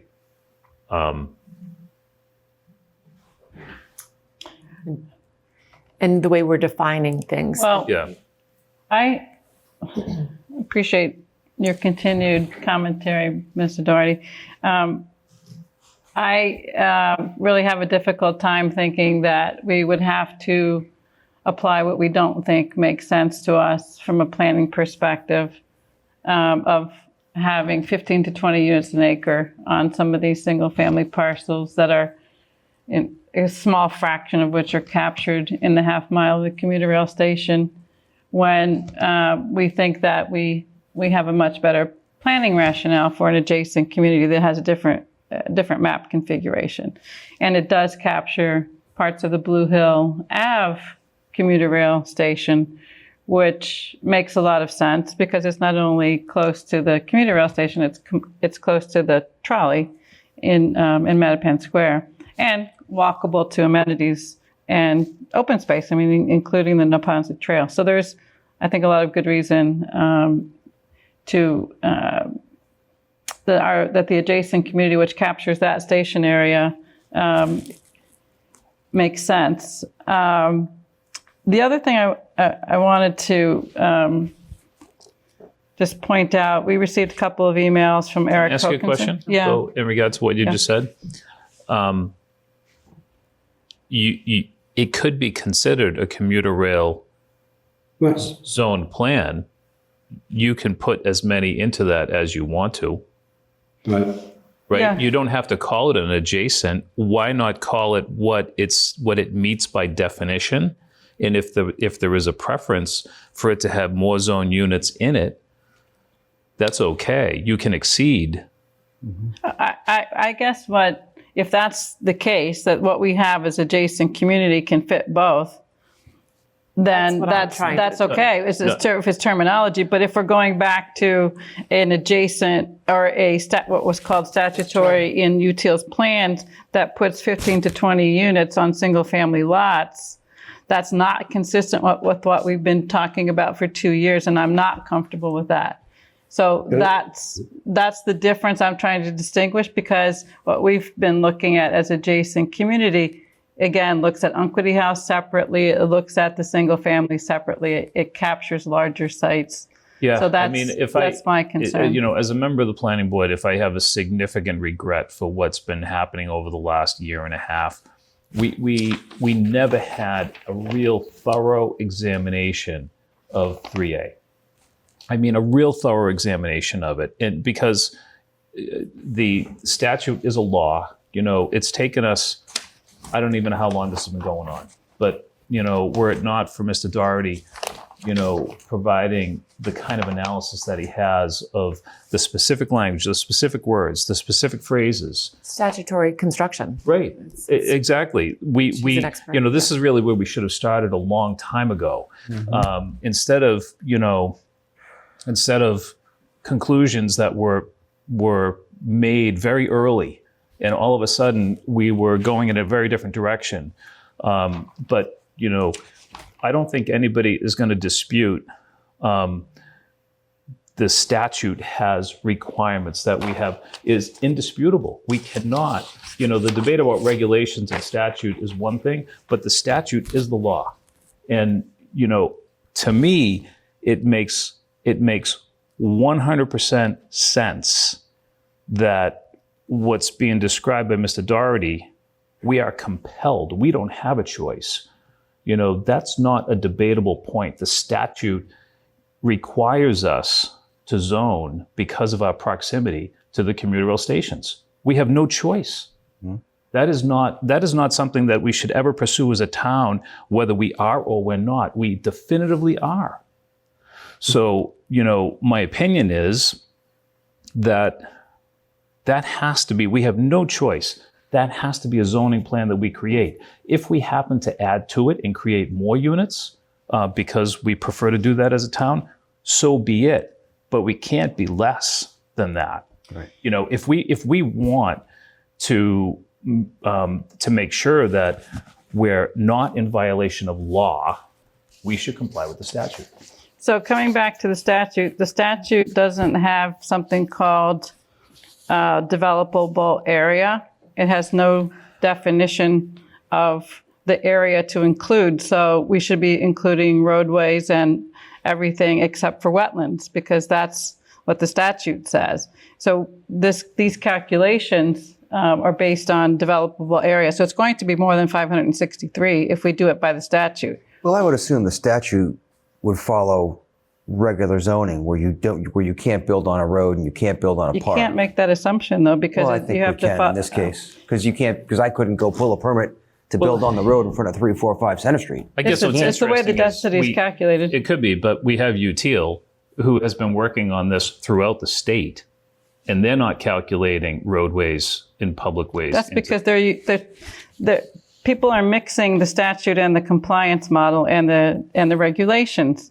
And so what is the your statute, interest? Tell me what your interest is. My interest is if the idea that people have is that there should be something that's strictly statute, then you can't mix statute and regulations, because developable area is something that comes out of the regulations. It doesn't come out of the statute. Reasonable size, as we all know, is not defined in the statute. And we know that the statute says that EOHLC is empowered to determine compliance. So we will not know whether anything is compliant with the statute if we don't know what reasonable size is, and we have no way, and if we say that HLC is not empowered to determine compliance. We are left deciding what we think is compliance based on our interpretation of the language in there, what reasonable means. And so I just want to be clear about that, because when we say, well, we have to comply with the statute, we don't really know what that means. We don't really know what reasonable size is. The statute doesn't tell us to take the area within a half a mile of a transit station, whether it's commuter or in any other mode, and multiply it times 15. I've said that before, because that would, if we did that and we were determined to be rapid transit, we would have a far higher number than 2,461. Yeah, it says just pick a district of reasonable size, which has to be 15 units per acre. And so we could choose what reasonable size is. We could just and say then the Unquity House is HLC will still decide whether it meets the requirements or not, right? It's not us to decide. It is, because we're complying with the law. The statute is the law. Well, that's where this is going. But Cheryl, yeah, Tom, let's see what Tom has to say. Sorry.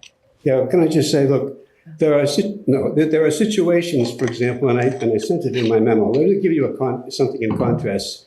Section 72051A3, that's part of the regulations, okay? Quote, in all cases, at least half of the multifamily zoning district areas must be contiguous lots of land. That's an example of a regulation for which the statute gives HLC discretion to add a requirement that the statute does not interdict. Okay, and then with respect to those pieces of the statute I talked about, those are mandated. With respect to, therefore, what is developable acreage? Obviously both the AHLC and the extent, the history of the town's own zoning, gives some discretion with respect to working that out. But the core mandate here of the units with 15 units an acre within a half mile from the commuter rail station, because it is applicable, that's mandated. Whereas the notion about contiguous lots of land, that's discretionary within HLC.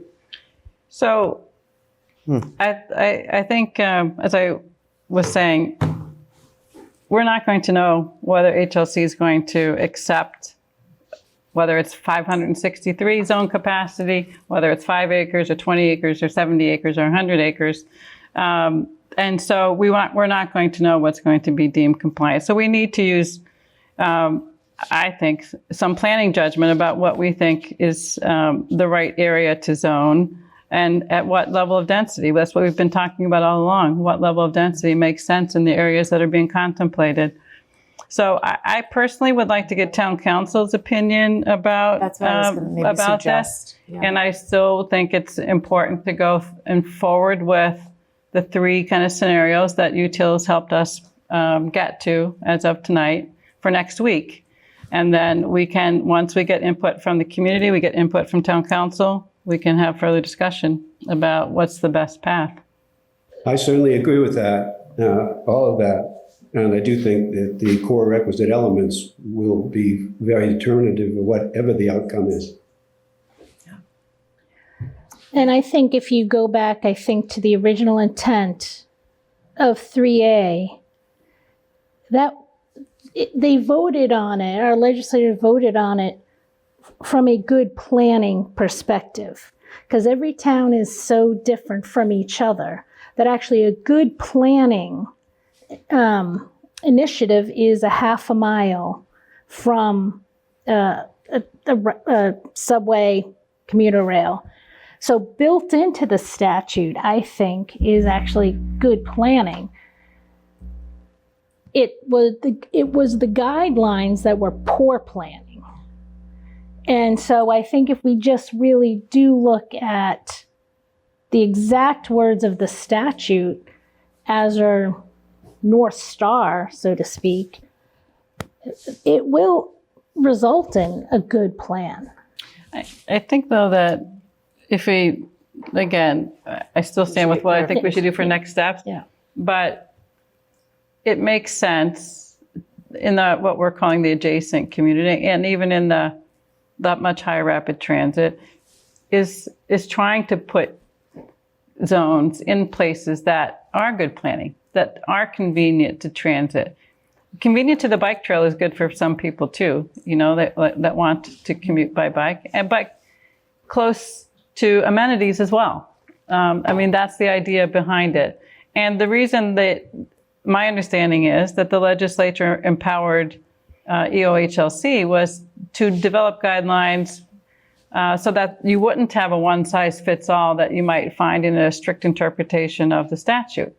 So 15 units an acre, for some places might be completely appropriate and you just put it everywhere, but that they gave flexibility to have it be as an average is to allow you to tailor it to places that you can have more or less that makes sense, which is something that we've been trying to take advantage of quite a bit. And also to have it be that you don't have to have all of it in the half a mile when your transit is along your edge of your town, right? And in this case, the commuter rail is the same as a trolley that way. Everything is on the edge of the town. So being able to, have other places that we think make more sense based on the lot size or what else is near there, I think also is a good flexibility that's built into the guidelines. And that's why I think that the guidelines provide us more flexibility than the statute does itself. But and I agree, as a town, there are other places in town that makes sense from a planning perspective, but that's different than the MBTA 3A. So if you just follow the statute, MBTA 3A, it doesn't say average of 15 units per acre. So I think we're trying to do too much with the MBTA zoning. But if you think about the way maybe it was contemplated, if you say, okay, the red line goes through Quincy and they have whatever existing fabric around those red line stations, that's a lot different than the fabric we have around ours. So I don't know what was in the legislators' minds and how they came up with 15 units an acre as being the right thing. I wish that they would justify how they arrived at that density, because I'm not sure that it's a planning. What's the planning logic? And maybe there is a planning logic for that. That's what triggers you to allow mixed use, for example, because that triggers enough people to be able to support a local restaurant or cafe. But it's not something which has given us any flexibility. This is one of the things that I think has been a little bit of a struggle. But the things that are in the guidelines do give flexibility, or in the regulations rather. I think we've studied those quite a bit and to see. It's most likely that what we're facing in Milton was never contemplated. Never. The idea that the classification was arrived at, and the notion that our transit is on the boundary of our town with the city of Boston, and then we have this notion that, 50% of it doesn't have to be within a half mile in a town that's as densely built out as Milton, has created so many problems for Milton. If we had simply been recognized as a community that was disadvantaged by the location of the transit, and we were given the expectation to accomplish 50% because we can't go the half mile on the other side of transit, this probably would have been resolved a long time ago. But this idea that we're wandering around Milton, how many different neighbors have we heard over the last year and a half talk about how they felt about this being applied to their neighborhood? Today, we just heard from several neighbors that are not happy with what we've talked about within the commuter rail area. We've heard plenty from the folks in East Milton. We've heard plenty from the folks on Granite Ave. We've heard plenty from the folks on Elliott Street. It was never contemplated. I don't believe Milton was ever contemplated by anybody that worked on this. And no one ever really imagined how difficult it would be to accomplish this in Milton. Milton is probably the most unique community within all of the 177 communities that are challenged with trying to achieve this. So I don't believe there was ever adequate contemplation of what's happening right here in this town. So, look at what we're trying to do. I agree with what you said, Cheryl. The spirit of this, and I think I've said this numerous times, the spirit of building housing, long before 3A was even a law. This goes back years and years and years ago. The idea was to build housing where there is rail transport. That's a notion that is decades old. That made all the sense in the world. I remember building a project 20 years ago on a rail line. That makes great sense. What you said earlier about building in an area where there is transportation, where there also is amenities that people can walk to. Yes, a bike trail, perfect. All of that's great. We're forcing something into Milton, forcing it into neighborhoods to reach a calculation that was never really imagined of what they were going to ask Milton to do. So. But I even think the 15 units an acre apply to an area which has, 1920s era built out character. And it was built with the transportation in mind, that area. I don't think very many other communities have had the situation where they're rezoning single family parcels. Yeah. for it. And Cheryl, it also works, I think, in communities that are, well outside of where we are in proximity to the city of Boston.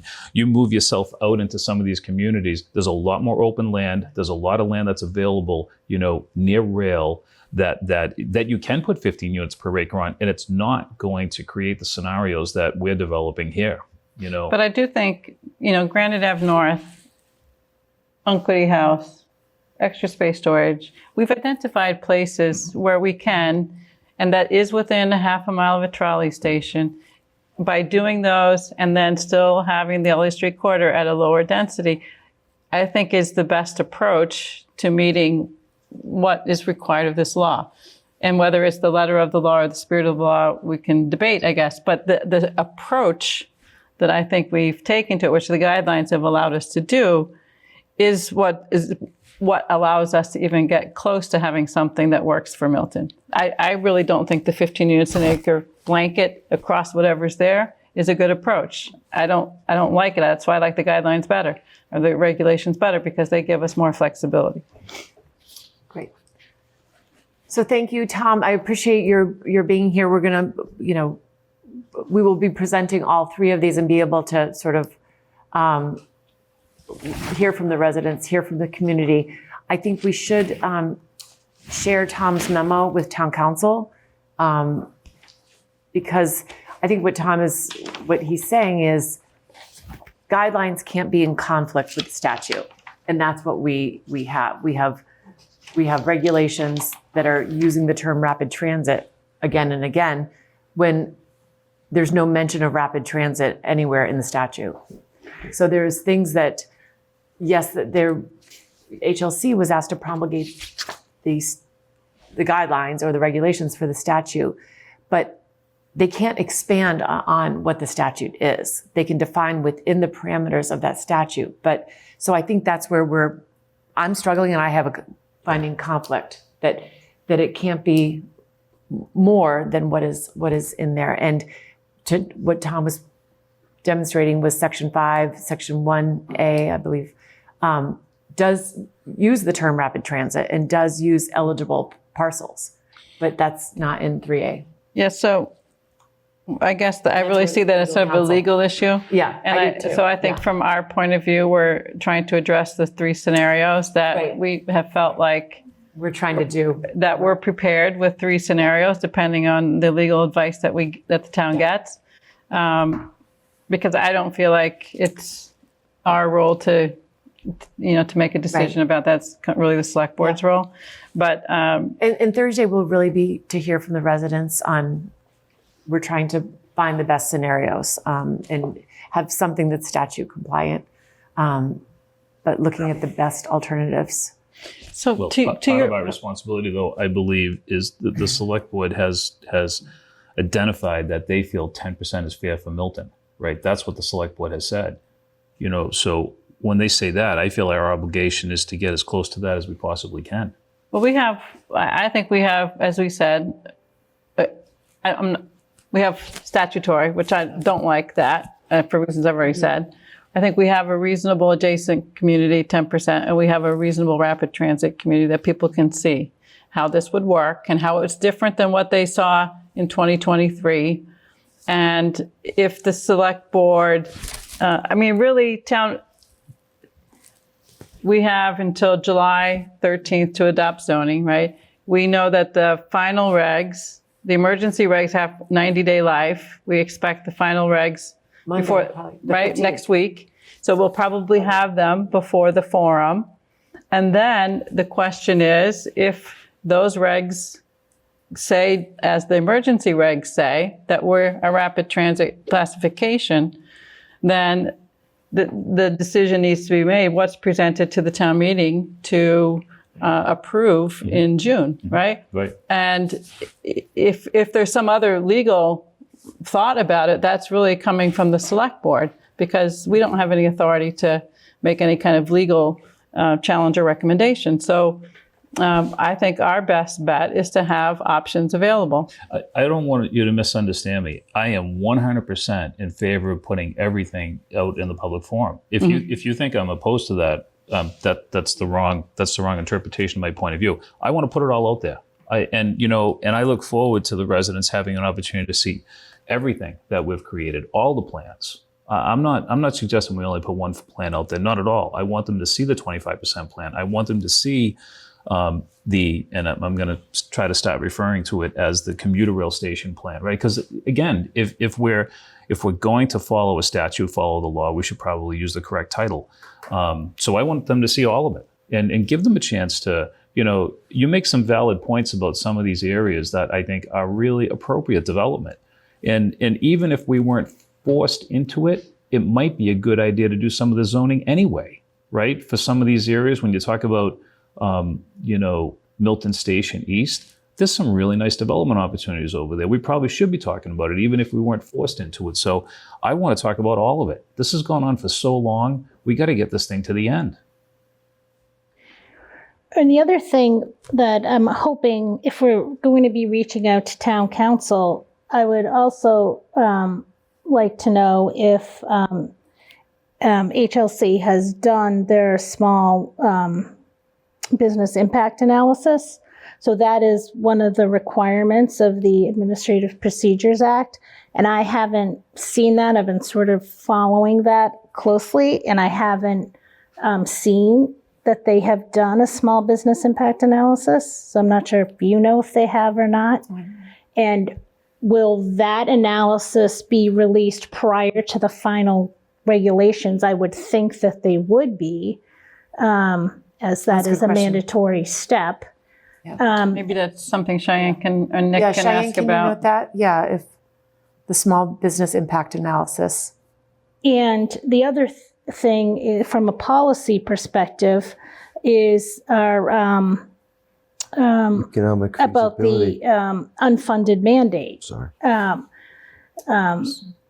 So who, again, if we're going to stay in our lane, the policy is maybe from the select board is looking to get a determination from a court, because my understanding is, since the auditor has already acknowledged that it is an unfunded mandate, now it's up to every town to petition the court to get that determination officially. So my question is, when is the town of Milton going to pursue that policy?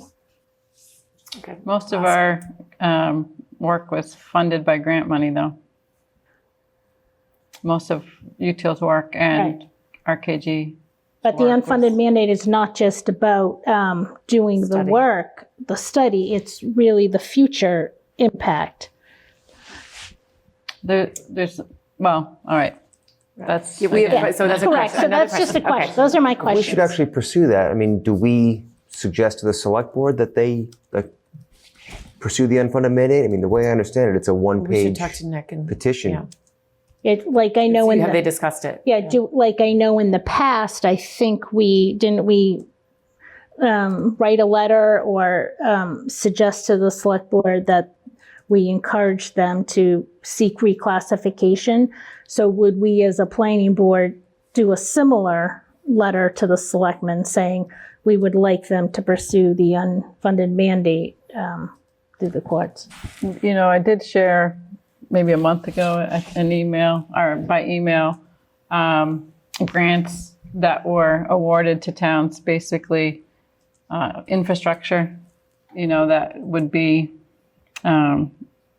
applied towards those who are compliant with 3A. So I don't know where that Yeah, that I don't interfaces think that with the. justifies the unfunded mandate. It's worth talking to Nick about that. I think it is, yeah. And I think we should eventually take a vote and pursue it, or not, or take a vote to I not think pursue the it. select board would have to take that vote, but we can talk to them and relay that we're We could show our support for something like interested in that. finding out where they're standing on Yeah, this. and my understanding is it doesn't necessarily have to be just the selectmen who do that. It could actually be 10 residents of a town could actually do that as well. I think it's a stronger argument if it comes from our select board, but I don't think that that's the only option. Well, thank you. I feel like this was productive. Did So anyone have anything I just else? Yeah. wanted to say it to your point earlier, Meredith, about getting material posted. If Cheyenne could ask you till when they think they would have a package ready, and I know we don't have another meeting before then, but it would be nice maybe to have a look at it before it gets posted. Just in case we have any questions, we can channel them through Cheyenne. And they should have plenty of time since they were able to get this information. And maybe hope to have it posted by Monday or Tuesday, maybe at the latest. But if we could get a quick look at it, just to make sure it's what we understand it to be, like if a slide we think is missing or something like that, we can make sure it gets included. Yeah. So Cheyenne, is that something that you can check in with UTIL about? Yes, I won't be back in the office till Monday, so I'll have Julia do it tomorrow. Ask him for the packet and we'll get it. Okay. Okay. And Cheyenne, we're also going to need to file this amendment to the special permit. Will will you be able to do that tomorrow? I'll leave it on your desk. Sure. Bring it down to Sue, and I did date it, so Thank you. we were all together tonight. So Yep. Can we talk for a few minutes Yeah. before we Yeah. close just about how we're going to, how this is going to be conducted at the Council on Aging? I mean, we all know some of this is hard to follow. You know, the maps are hard to read. People can't discern where is the street that I live on, right? I mean, so how, maybe in advance of that, we don't have to get into the details of it today, but I think this is something that's going to be really important. It's how this is all communicated. I know UTIL is going to lead the way, but the visuals are really important. I'm not sure if we're going to be adequately able to do that. I don't know.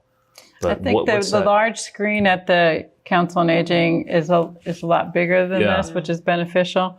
I think that Zoe's very skilled at presenting complex information. I'm not worried about her. I'm more worried about the technology, the clarity of the screen, whether people can actually read it. That's not that crisp, that screen. So we may just be a bit limited in that way. Maybe we could ask if handouts. that's what I was going to say. Printed. I mean, I have even, this, but I don't think they have to be 11 by 17. I think they could be 8.5 by 11. It might be helpful for people if we had, some posted, large, you happen to print everything, which is great. You have an advantage because I know you've got all the equipment to print whatever you want, whatever size, you got all that going. I get it. But it might be helpful if we have some printed so people could actually see them either on easels or posted on the wall. But, there's a ton here for people to digest. And well, maybe even just 3 maps. Sure.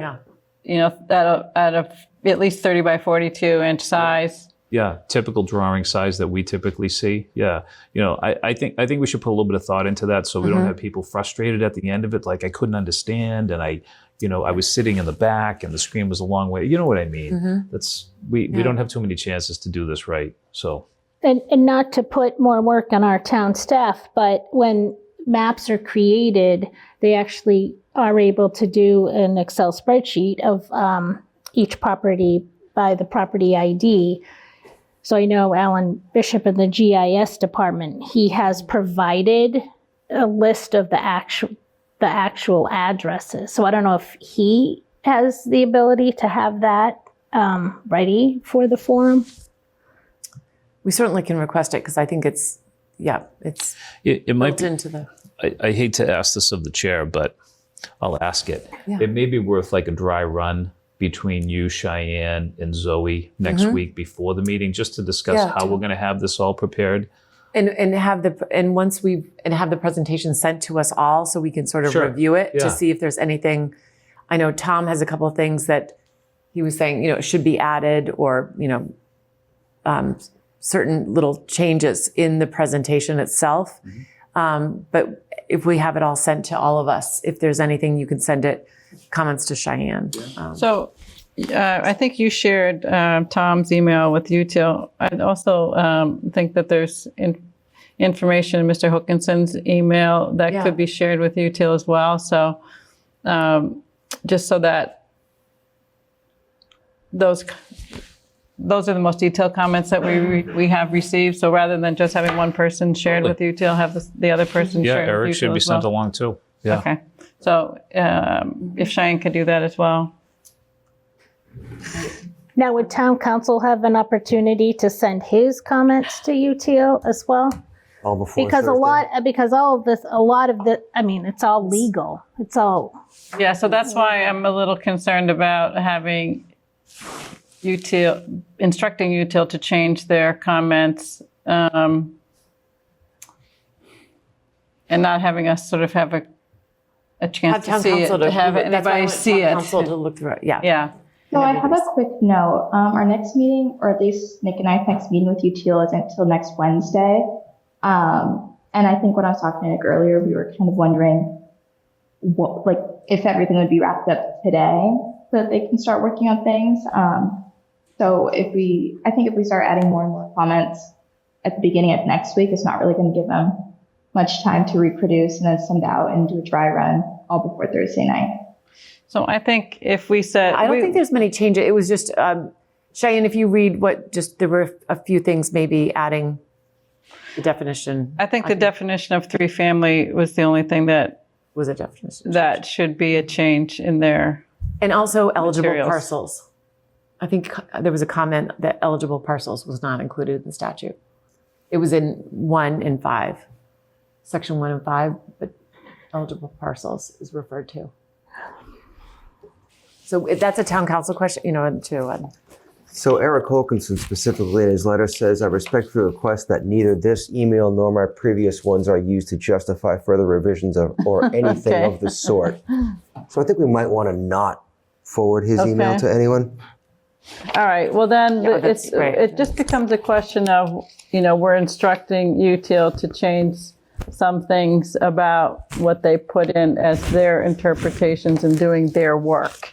And I'm just, Well, we can just ask. I guess it maybe might not raise be the anything- question for them, Yeah, but it I might don't not think be we should significant. instruct them to change what they think is And we the can- and it- proper. And if it's in the presentation for Thursday, certainly we could change it before we submit anything to HLC. now, does UTL, maybe we should have asked this a year and a half ago before we ordered them the contract, but do they have an attorney that reviews all of this in their firm?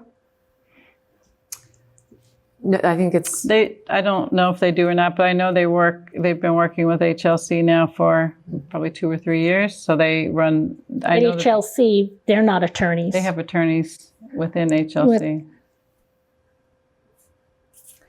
And they're not looking out for the best interest of the town of Milton. They're looking out for the best interest from the state. Yeah, well, they don't represent Milton, that's Yeah, for sure. correct. We have town council for that. You're right. yeah. So Right. we'll have town council review it and before any changes are made. So Yeah, certainly. I guess that's, That's what you're saying. yeah, before we ask UTIL to make changes, Yep. let's have town council Address address it. Tom's comments. And good catch, Jim, on what he Yeah, said. you start reading the end of the email. Yeah. Anyway, Thanks, it's all Jim. good. Yeah, Anytime. you saved me. I'm here. I'm here for you guys. All right, great. uh, yeah. One last But question. I'll follow up.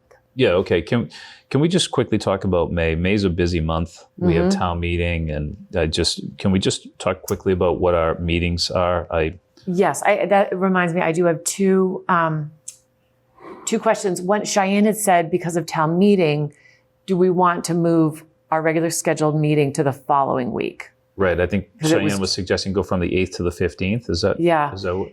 And I think Cheryl responded, we just don't know where we're going to be at that point. Yeah, I was just concerned that we need adequate time for submitting articles. So But I know that was you all. want to get your when is get town things meeting? scheduled. So we'll have our meeting. Our next meeting will be on the 17th for the forum, and then the 24th, Right. and then our regularly scheduled meeting would be the 8th. But we will have had town meeting 5, 6, 7 the Yeah. previous days. So So do you know when we have to have the public hearing for articles for a June 16th town meeting? And when do we have to have final language Cheyenne, do you submitted? have that date? I know it's on our timeline in the Zoe's earlier presentation, I believe. Part of it. Yeah, but do you recall what that date is? I'll look at the presentation. We made like a personal one. I think we were going to do around the 22nd. And then we were going to get everything ran in the times by like early May. So the 22nd would be our public hearing date. But the language needs, I thought it's like a month before town meeting that it goes to the printer. So I thought the warrant is finalized on the 16th and then we're having the public hearing after the warrant is finalized? We can do that. Tim would always say you can have it up to the week before, but obviously it makes sense. I prefer to have it earlier. So my concern would be then to go from the April 24th and then not have a meeting until the time that it has to be finalized. Because you're talking about having a The end of meeting May. when? So we could. Because the 16th is a Friday. 15th is what we were talking about. So it's Friday the 16th, or the 16th of May is a Friday. So we would just have, that would be the last meeting or the last discussion before it has to be sent to print. So are we really trying to decide if we can manage one on the 8th? Is that really what's coming down to? We have town meeting the 5th, 6th, and possibly the 7th. Yeah, I think it's just whether realistically what it's going to take to get to the end, to this end line here. That's the challenge, right? 4 nights in a row. Right. So if the bigger challenge is we have an election in between. We could also schedule a meeting for May 1st. Meaning I might not be here. Or myself. Then I don't have to. I'm not worried about it So anymore. I don't know if it's too premature to be talking about It probably is. That's right. What about May 1st? And then the bigger thing May 1st? is what May happens. 1st and then May 15th. That makes sense. That almost. I know. I will probably be. I'll be late on May 1st. I have a board meeting that I have to be at. Okay. So I could be here, but I probably couldn't get here till 8 o'clock. Okay. Well, it just, I think we could put it in the, pencil that in I do think, given where we are, that would give 3 meetings between the public forum and the final language. Mm-hmm. Yeah. If the board was able to move to Wednesday the 30th, I could be here on time. April 30th? I could do that. I can do the 30th. How about Cheyenne? Cheyenne, would that be good for you? Yeah, I'll be around for the 30th, but not town meeting, just so everybody knows. Okay. And what about so then we would go to the 15th, Yeah. May 15th? That would, Maybe we tentatively schedule the 8th if we just need to meet quickly on something. But I don't. so you want to put April Like just- 24th, April 30th, May 8th, and May 15th? And we'll just put those in as placeholders but So hopefully we won't need all of those. So Julia or Cheyenne, can you send out calendar invites as holds for those for us, Yes. please? And one other, just last thing I meant to mention is Tom Caldwell is trying to get things lined up for the June town meeting and get his comments done as quickly as possible, and is invited us to come for just a Q&A with the warrant committee on the East Milton overlay zoning. And I told him that next week is a really busy week for the planning board with the forum and other obligations. So wondering if the following week, let's see where I was. Quick question. Did you say May 13th or 15th? 15th, Okay, thanks. because you all have Monday, the candidate forum, and then there's Oh, I Thursday. can't make the 15th. Or you can't meet the 15th? No, my daughter's graduating. That's a good Oh. excuse. That's a hell of an excuse. So she's getting her undergrad That's on great. Thursday and her graduate on Friday. Wow, Would good for you her. want to move? Congrats. Kid. Oh, that's awesome. Would Yeah. you want to move to the 14th? We have, May 14th I have instead of the 15th? another meeting that night. Well, you guys can meet without me. It's not the end of the world if I miss one. Seems like we're pretty crunched for time. That should be pretty close to finalizing too, so. I won't take it personally if you guys meet without me. Okay. All right. Then we'll keep the 15th for now. But if we need to adjust that. So Did you say the 14th would work for you if we move to Oh. the 14th, though? I could do the 14th. Yeah, I think Cheryl can't do the 14th. Oh, you can't do the 14th. Okay. Thank you, though. Unless I try and move another meeting, but So I'm sorry to move all over the place, but could we all get together for the 13th? I mean, it'd just be a couple of days in between. I could do that. Would that be all right though? oh, you mean the 13th The and the 8th. 15th? No, the 8th is a Yeah. Thursday and it's Well, just a couple of days. I guess our alternative is to Yeah. meet on the 14th and you're not present, or meet on the 15th and Jim's not present. But if all of us can be I can meet present for the the- 13th, I can do that. Cool. Thank you. I mean, there's adequate space to sleep. Yeah. I suppose we could move in up here too, right? A little bunk room. Heard the food's good. Okay. So Julia, and Cheyenne, we then will have our meeting on the 24th of April, the meeting on the 30th of April, and then May 8th, and then May 13th. And then is the 22nd still the public hearing? May 22nd? And that Yes. we would, yeah. Didn't you say May 1st? We have a meeting too? We moved that to the 30th, April 30th.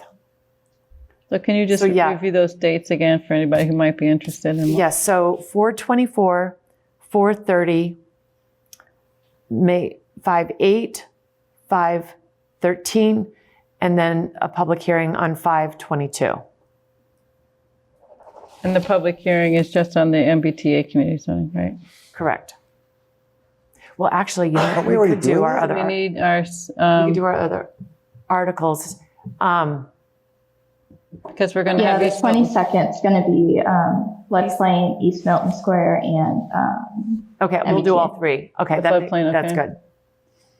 Okay. Is that enough time for all three? We've had a lot of process on the East Yeah. Milton Square, right? Yes. So what are we fitting in on the 22nd? East Milton Square and what else? The Floodplain. the floodplain, Floodplain. which is, yeah. Okay. Okay. All right. And then, sorry, just to go back again. So for the warrant committee, again, this would be open to all, whoever could make it. They just, Tom Caldwell just asked that we could give him a date. So next week, I told him probably wouldn't be good, but the week of the 21st, 22nd, we've got our meeting on the 24th.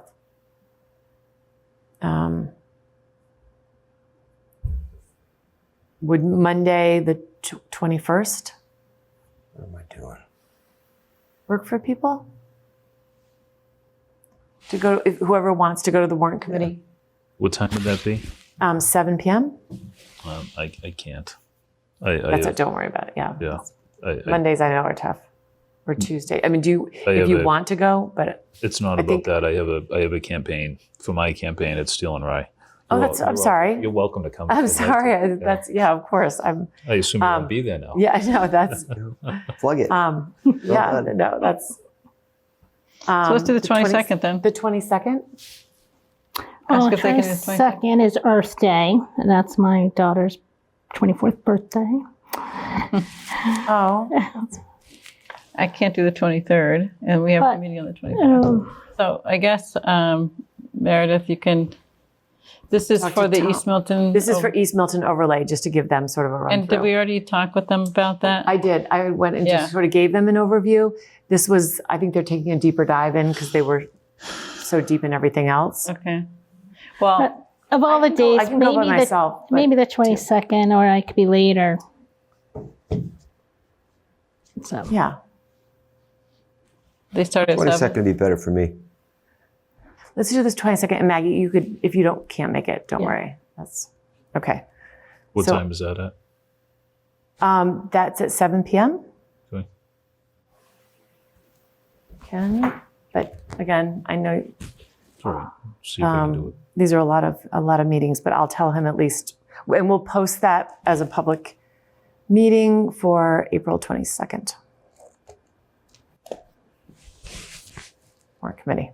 Okay. So I think that's, Cheyenne, did you have anything else? No, I did not have anything else. So we can let Milton Access TV go home early tonight. Anything else? We're just filled up. If there's anything else from No, matters? not for me, no. Okay. Okay, great. So I would entertain a motion to adjourn. I'll make a motion to adjourn. Is there a second? I will second. All in favor? Aye. Good night.